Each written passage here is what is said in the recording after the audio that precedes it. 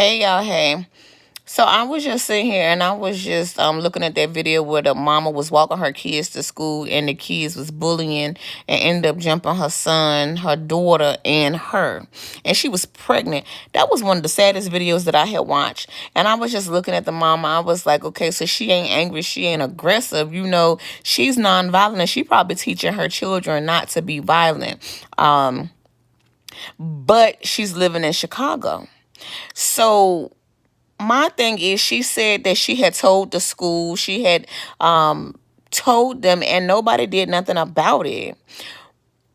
When we don't hold our kids accountable for their acts, somebody else will hold them accountable. And jail is waiting.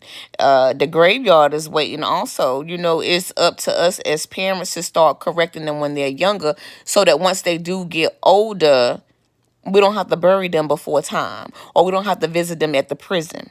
So my other thing is, being that I'm a mental health professional, where are our mentorship programs in the school, the conflict resolution? A lot of times we're always talking about the solution to a lot of our problems, but there's no funding.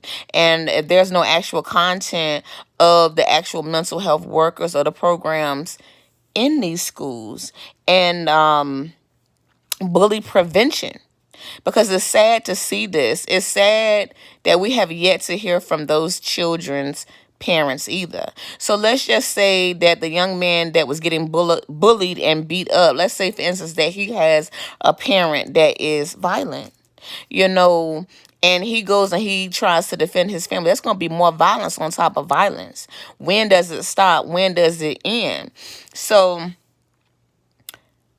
my point is, if you have a child and you know that little Ray Ray, little Pookie, little Keisha, or whomever is a demon, you better go ahead and correct them while they're younger, because you don't want them to grow up and later it goes left. And when I say when it goes left, it's nothing you could do.